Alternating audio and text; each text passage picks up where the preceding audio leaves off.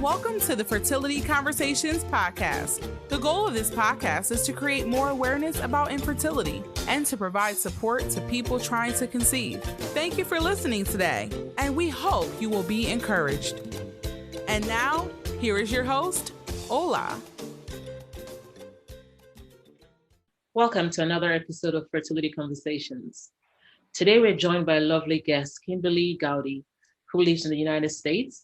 She's the author of the newly released book, The COLORLESS Womb, and she'll be sharing her journey to parenthood with us today. Her details would also be in the show notes. So welcome, Kimberly, and thank you so much for joining us today. Oh, thank you so much, Ola, for having me. Thank you. Yay. So we usually start off by saying, tell us a little bit about yourself. Okay, a little bit about me. I am a wife, a mom of one, bonus mom of two. I live outside of Atlanta, Georgia. I graduated from college, well, I will say in the 80s, I'll just say that, in the 80s. And I work in the insurance industry, and I love what I do. Perfect. Thank you for sharing. And how did you and your husband meet?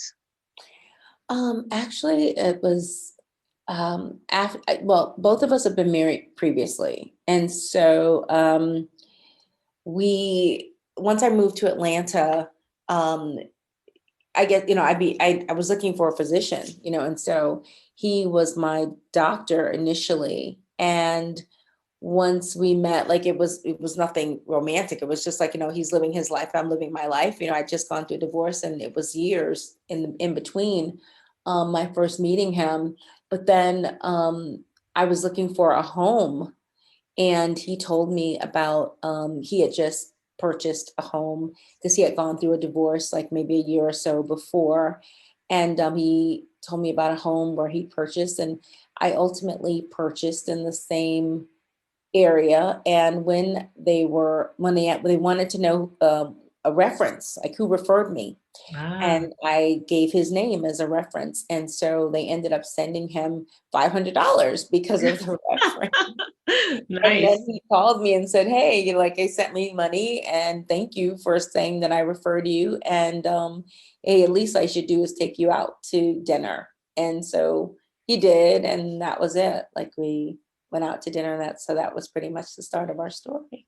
Wow, that's such an amazing story. Beautiful. And was there a particular time that you knew that you wanted to be a mom? I know that you mentioned that you're a bonus mom of two as well. So was there a particular time that you knew for sure that I wanted to be a mom? Well, I knew from like early in my life that I wanted to one day be a mom. Like that was just something that, like, I'm going to have kids, like I am the oldest of 8. So I just knew that, I would, that was just like a natural progression, like in your life that, especially if that's what you wanted, because that's not what everyone desires, and that's fine. Yeah. But for me, I wanted to be a mom. And so I would say my first marriage, we were, I was in my 20s, and I knew then that, we'd get married, and then we'd start trying to, work on having a family, and that was it. And so very early on, like I would say in my 20s, I knew that I wanted to be a mom, and that was it. Yeah. I'm so glad that you are a mom now of one and a bonus mom of 2. That's wonderful. So would you mind sharing a little bit about your journey to parenthood? Yeah, it was very rocky. It was very painful. It was not ideal.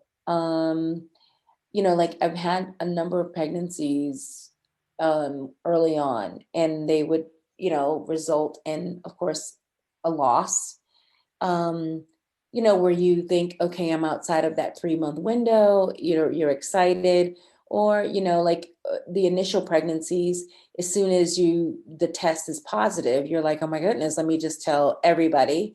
And so maybe 2 or 3 times when, telling everybody, and then only to go to the doctor, and then they say, oh, how many weeks are you again? Because we don't really see anything, or they're like, it's a blighted ovum, or it's a chemical pregnancy, like all these different terms I heard, like from the doctors, over years. It didn't work out. And so it was devastating, very early losses. That, because from the moment that test is positive, like you are just in love, especially if that's what you want, you want a pregnancy, you're so excited. So the last 2 pregnancies, I was in my 6th month, like I thought I had gotten over the hurdle. And I had, they told me I had an incompetent cervix. And so that was the 6th month when I found out, because my water broke like in the middle of the night. And then 5 months, at my 5th month, even with the cerclage in place, I still went into early labor. And so that was traumatic. I mean, not that the early losses weren't traumatic enough, but then having to deliver, both were little boys, having to deliver the pregnancies, it was just absolute devastation. And so at that point, I decided, like maybe, like how many times you have to be hit over the head to decide, like, okay, this just isn't for me. It's not what God wants for me to be a mom. Like that's what I figured. And plus it had done significant damage to my marriage. 11 years of going through this. And then on top of that, living with someone who also had problems of his own, in terms of drug addiction. So that was a significant time in my life. It was a painful time. Honestly, I would even use the word horrific time, between the losses and um, dealing with his situation. It was so much on me. And some of my friends would say, like, do you think that dealing with that situation was why those things were happening to you, as far as losses? Of course, that crossed my mind. At the time, yes, I just thought, like, this is the reason this is happening. The arguments, the anger, the crying, the sadness of it all, going through that. But the thing is, my faith is 100% in God. And so whatever is for me is for me. And so, of course, it's very painful, and you have to get to that point with any loss. But ultimately, I don't blame my situation. In fact, my ex-husband and I, like, we're friends. I want, he's doing great, and I want the best for him. So when you get to that point, that's when you've been completely, I guess, delivered. Yeah. I'm so sorry about your losses. I cannot even begin to imagine how that must have been all through those years. Yeah. Thank you so much. And I know that, so the information you gave in terms of the losses, that was from your first relationship. Yes, that was the first relationship. Mm-hmm. Okay. And now you have a son. Can you tell us about how your son came to be? Yeah, my son, he's the love of my life. He's 8 years old. My husband and I decided, after I lots saw of his picture, actually, by the way, on Oh, Instagram. yeah. It's so cute. Sweetheart. But it was a journey to get to my son. It was even struggles with my new marriage, because ultimately my son was born by surrogacy. And my meeting my husband, like, I just never thought about, at that point I said, children, I never thought about it anymore. After all of the loss that I'd suffered with my first marriage, you think, like, getting pregnant was never the issue. It was only carrying the child. So I figured, what, we were older at this point. He had 2 beautiful daughters. We just would live our lives and travel and leisure and just, live life. And it was he who brought up the story, or brought up the idea of a child on a walk one day. And at that point, I realized I had not really even told him all that I probably should have told him about my past, because, in terms of my losses, because I never even thought that I would have to bring that up, Mm. because who was even thinking about children at this point?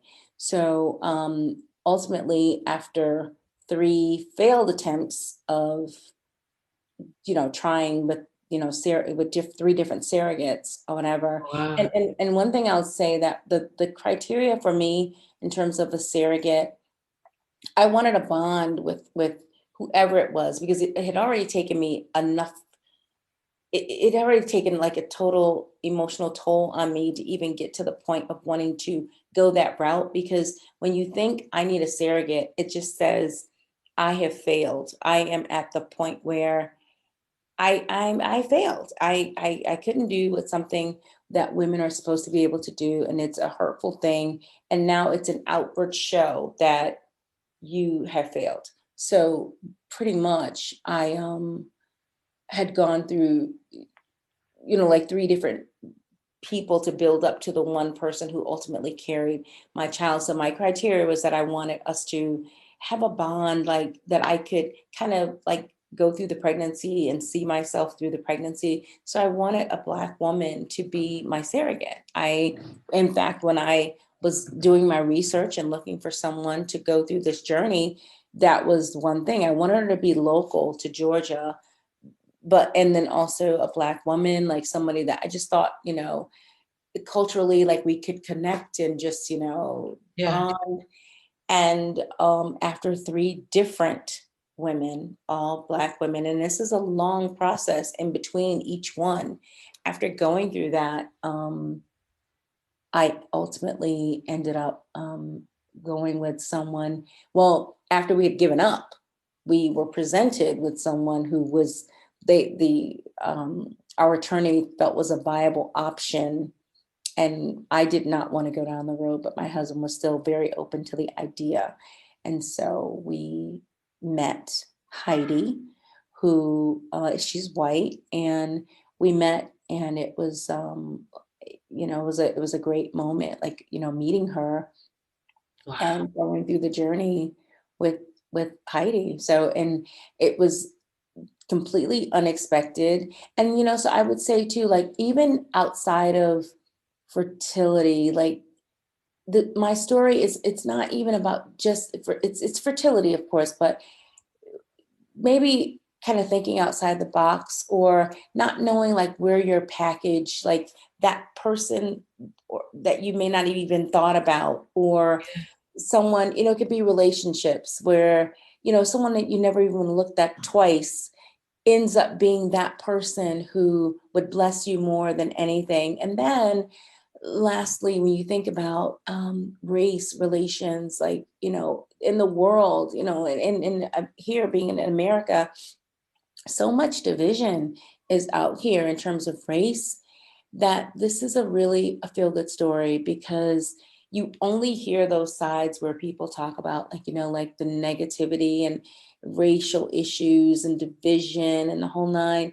But that is just not, it's not everyone. It's just not. And because of that, I really wanted the story to be out there, because if you are someone who just figures, like, all Black people are this, all white people are that, you needn't only, read the story or look at the beauty of this to see that that is just not true. Because the greatest gift that she could have given was to bring my son, my Black son, into the world, and she, as a white person, did that. So it's just a beautiful thing, and it almost makes me cry, like every time I want to, every time I talk about it, because it's very emotional, and she's just very special to me. That is such a beautiful story too. Yeah. Because I like you rightly said, sometimes we have an idea of what the package should come in, what it would look like, what is Yeah. perfect, what's best. And then when something totally different comes out and, Yeah. turns out to be so amazing, Absolutely. Absolutely. it's a Mhm. wonderful story. Thank you for sharing that. Thank you for being open to that idea as well, because sometimes you can be so, set on what you want Yeah, that you might not be open to exploring something different. exactly. Exactly. And I give a lot of credit to my husband, who was, you know, he was just open from the beginning, but a lot with him, he wasn't the person who had the problem. I was the person who had the problem. And so he was just very understanding that, or just how I would be the one feeling a certain way. I think that we have to, even when we're coaxing or trying to make a point to our family or significant others or our friends, there is a way to get them to become open-minded, and it's not finger pointing and yelling and saying my way or the highway, but it's understanding. And because he understood what I was dealing with, how it was making me feel, why I would feel like a failure, how I would feel embarrassed if, for people to say, oh, she had to use a surrogate, like that. Those things were in my mind. They kept me up at night. It was painful, but he was there as a listening ear and not judging, but understanding. And ultimately, I got to that point because of, a part of it is, because of the way he handled it. That's wonderful. Mhm. Thank you so much for sharing that.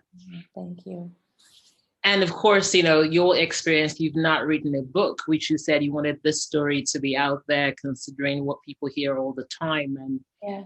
And so having such a beautiful story is so amazing to hear, right? Because Yeah. it makes you feel like, well, not everyone is a certain way. Yeah. So you've written the book. How did it feel? I mean, knowing, even you mentioned it now, that surrogacy is such, it's still highly stigmatized. People have opinions about it. I know you wanted people to hear the story, but how did you feel going ahead and writing a book, which will mean that everyone will know? Yeah. I, what, once you get to a place where you're good, you feel good about yourself and who you are and other accomplishments and what you bring as a person, you are okay with people knowing how you got to where you are. Because when people look at me, when they see, like, my husband and me and our son, and we're just, like having a good time and doing things, people may think, oh, like things are so great, oh, they just look so wonderful. But you just never know someone's journey and where, how painful things were. Like even now, like when people talk to me and they even know that I was married previously to someone who dealt with such a bad drug addiction, they go, you, like, about that world, about that. But you know what, the things that we've gone through, like when you're on the other side and you've gotten through it, I think that you really shouldn't look like all you've gone through. You should go through it and then use it as a testimony to help others to say, okay, I've gone through this, and now this was my life, and I can tell you openly, and it really should be of help to other people. So writing my book, it's of help, and hopefully it will be of help to people where, one, there's so many tidbits in the book from the drug addiction part, because my ex-husband is doing, amazingly well now, to the wanting children, and whatever your desire is that you want, knowing that it may come in a different package, knowing that you don't have to give up. And then now that people knowing about the racial component, and saying, you know what, all Black people aren't, all white people aren't, all Asian people aren't. Like, you don't have to put people into to boxes and labels that are negative, because that's just it's who you meet and the relationship that you nurture with a person, whether they be of another race or gender or whatever it is. You are you need to have an open mind going into that situation and not just automatically assume, because to look at Heidi, she like, one, her name is Heidi. So I would always say, like, my God, it's like the whitest name like in history other than Becky. It's like, Yeah. so Heidi, like, are you kidding me? So it to hear that, like, you think immediately, like, oh my gosh, like this woman, like, she's blonde, she's, like, she's not even tan, like she's is like white, and so, but she's amazing, and it's her heart that is everything. And so she is, it's just amazing how we connected and we bonded. And she would be someone that I'd probably see like on the street or at a store or whatever. And, like maybe a wave or, hi, whatever, but never even think that we would have one thing in common. And now we have the biggest thing. And Yeah. yeah, and so, yeah. That's amazing. Yeah. That is so beautiful. It sounds like, it seems like such an amazing relationship. Yeah, it's good. It's really good. The thing that I am, ultimately working on is that, like, my son, like, now that he's 8 and he is super smart, of course he's Googling mom, and he knows about my book, he knows about the colorless womb. And so we of course had to talk about this whole story, like, Yeah. like how he was born, what happened, who's Heidi. So I would love for the two of them to meet, like to Yeah. say, okay, we did, like, and in the book there's I had a huge, like, a shower, like a baby shower after my son was born, and of course I wanted Heidi to be there, and that was her first time meeting, like, other than when she delivered him, like, she met my son and, like, she could hold him, and that was really good that people could see, because I wanted to, I wanted to honor her, like, Yeah. it was my shower, but I wanted to give her the attention that I believe she deserved at that moment. So she and her husband were there, and just to let people know, and just to see the beauty of surrogacy, and Yeah. hopefully take away some of the stigma tied to it, and just the joy that it can bring, because it was one of the things that my husband said. It's like, is your focus more on, just carrying a child, and so that you carried a child because you've done that, it didn't work out? Or is it being a mom and nurturing a child? Like, where are you in this? And that was one of the things that, I look back at it now, every time my son and I are doing different things, it's like, it's it's just like, I would have missed this, Ola. I'm like, I would have, like, the things that we do together, and some of the things that I post on social media, um, he'll do something and it's like, I could have missed these moments. Like, I could have Yeah. missed this. And I just thank God that I'm here with him. And so it's really the raising of my son and the love that and the joy that he brings to my husband and me, that it was just all worth it. Yeah. Mhm. So lovely. I really love listening to you talk about it so passionately. Thank It's you. amazing. And now that you've written the book and you've spoken out about surrogacy, especially in the Black community, Yeah. has it been received? Have people reached out to you to ask more questions and to? Yeah, I've gotten a number of people who have talked to me about it. A lot of women who just pretty much thought that, like, they have other physical issues. Mhm. It was maybe, it could have been like cervical cancer, like early on, and they know that they're not able to carry. It's just, it's opened up a dialogue, because people especially within our communities and in the Black community, it's not even something that you do or really know anyone who's ever done that. And No.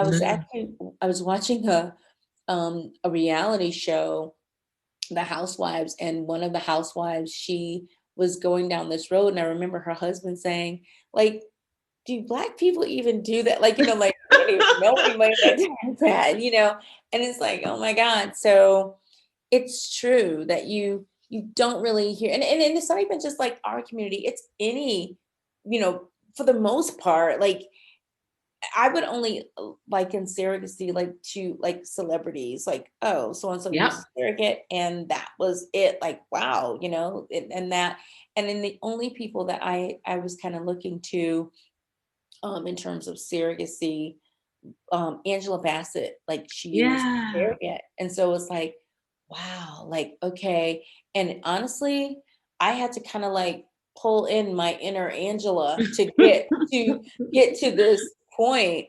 And like now looking at like Gabrielle Union, like Yeah. had a surrogate. And so those are people that I kind of, look at like, okay, if I had to point to someone to kind of make my, like if someone is making me feel like negative about it, which no one does now, it's like to them, it's just all beautiful. It's just all Yes. beautiful. But if they did, at least I could just say, hey, look, other people do this. It's not just me and whatever. So, yeah. Yeah. And that's the power of you sharing your story, right? Because it helps so many other people around the world Yeah. to feel like, well, she did it. She's fine. She's happy. She has a lovely Right. family. Then it must be okay Exactly. then. Yeah, exactly. Yeah. Exactly.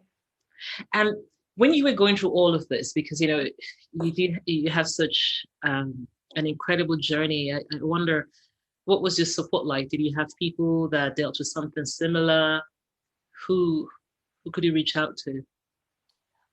I honestly, like, for the most part, my all of my friends were I was hearing, oh, we're expecting. Like that was just, especially in that, in that at our age at the time, it was constantly that they were expecting.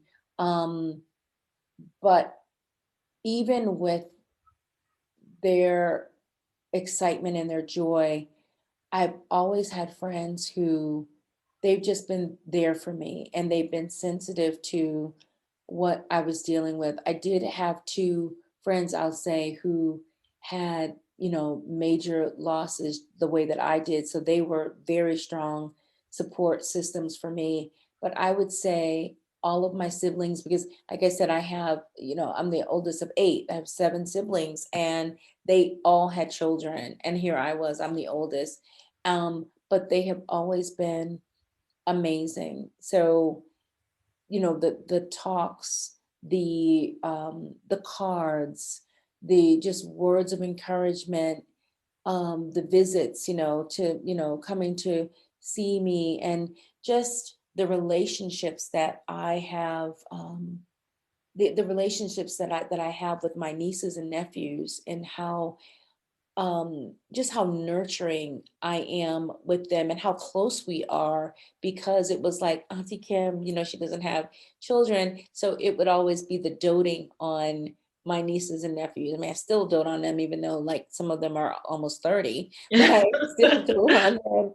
But um it's just the relationships that were cultivated with my nieces and nephews that just made it beautiful. So the support system has always been there. Like, my mom, my dad, everybody has always been sensitive to the situation. I mean, you'd have um, old family friends of my parents who, you don't see them for 10, 15 years. And then it's like, oh my goodness, hey, so let's catch up.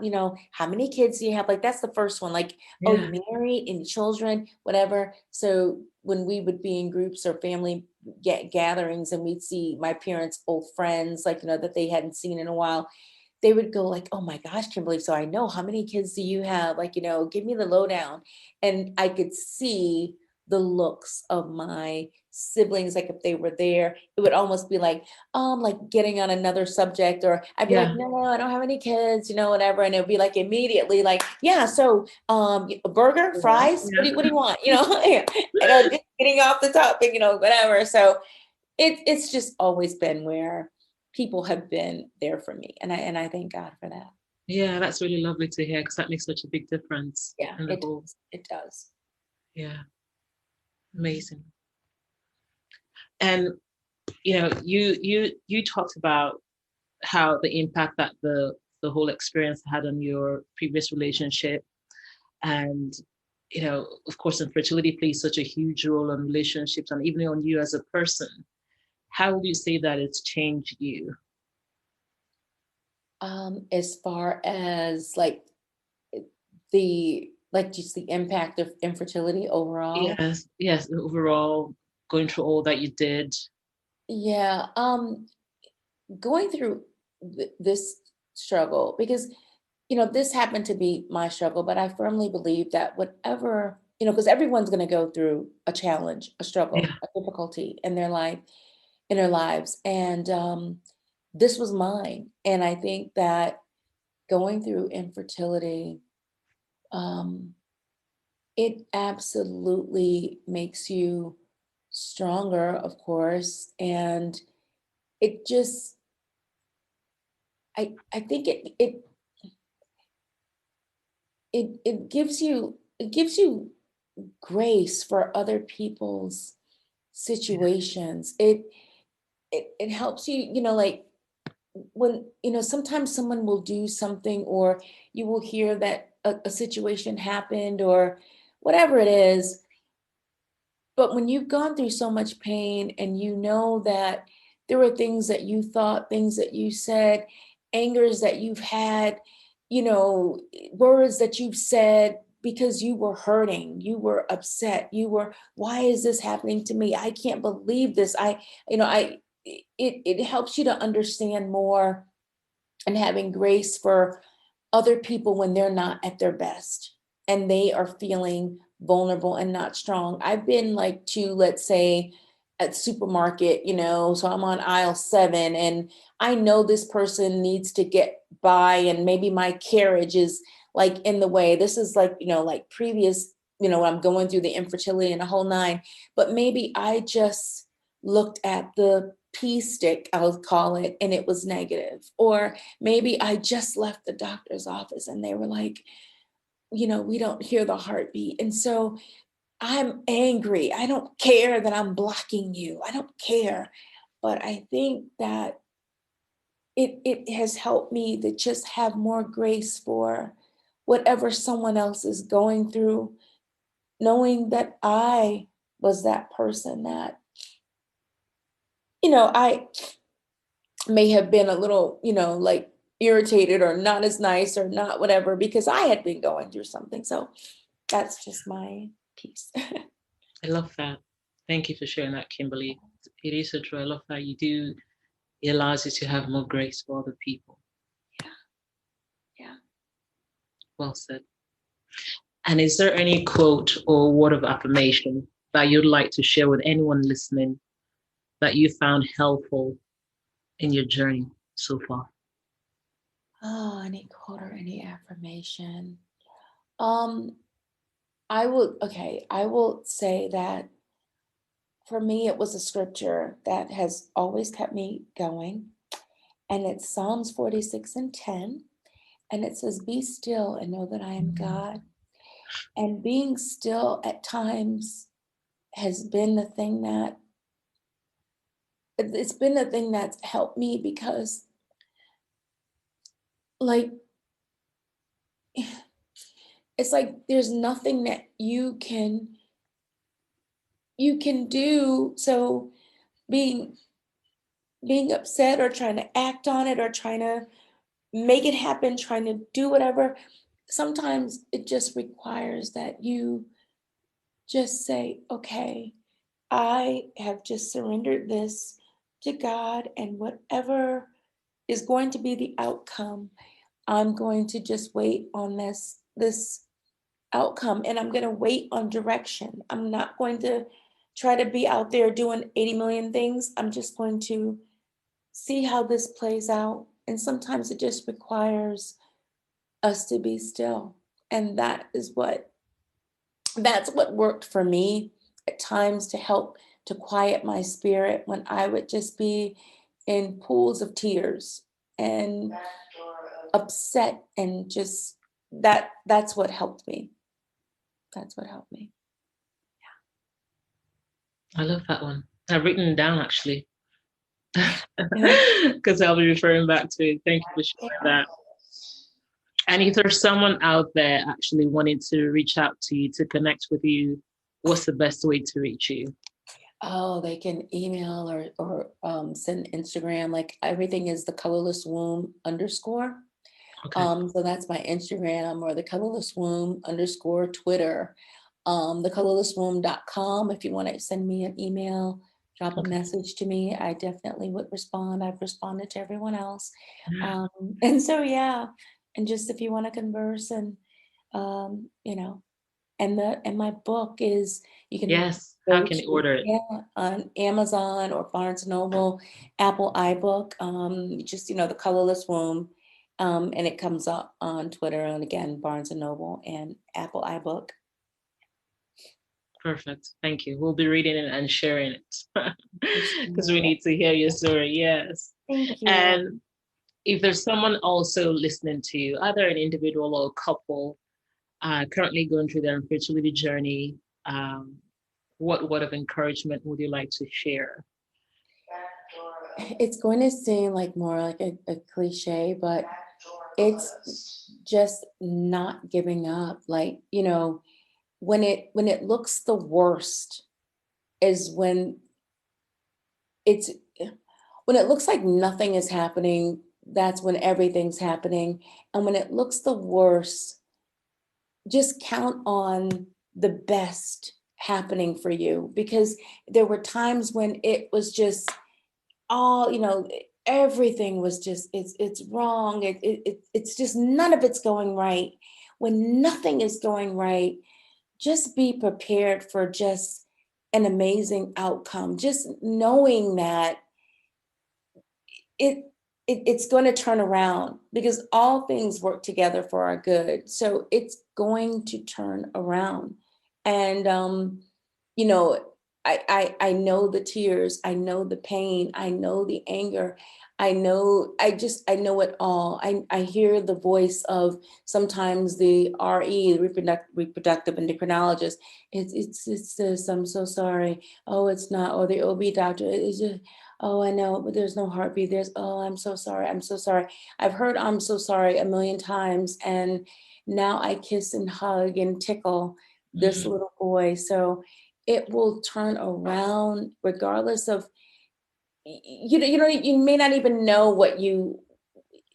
when it starts to happen, but you will smile, it will turn, it will change. And so it's going to work out in your favor. Yeah. Amazing. Thank you so much for sharing, Kimberly. Thank you. It has been amazing listening to you, hearing your story, hearing the passion in your voice. It's amazing. Well, I'm so glad that you decided to share your story, in spite of the stigma that's attached to infertility and different parts of parenthood, like surrogacy. So many people will be blessed by your story, and I see how much that faith plays such a huge role, because you quoted a couple of Bible verses, which I will be referring to, and I've noted down to help me as well through this journey. So thank you so much. Thank you. Thank you for having me, Ola. I really appreciate it. Yes, thank you for being an inspiration. I have been inspired by you, and I'm sure all the listeners will be as well. And we'll be reading your book. Thank you so much. Okay. And thank you for all you're doing as well to raise awareness. It's so important to give, to share your story and help to create awareness, to help to destigmatize infertility, especially in our community when we don't speak out about this as much as we should. So it's amazing to have you do that so passionately. Thank you. Thank you. Thank you so much. And we look forward to having you again in the near future. Thanks for joining us this week on the Fertility Conversations podcast. If you enjoyed this podcast, please give us a 5-star rating and subscribe. Follow us on Instagram at Fertility Conversations. If there are any topics you would like to have discussed, please send an email to fertilityconversations@gmail.com. Be sure to tune in next week for our next episode. Thank you again for listening. Take care of yourself and do stay hopeful.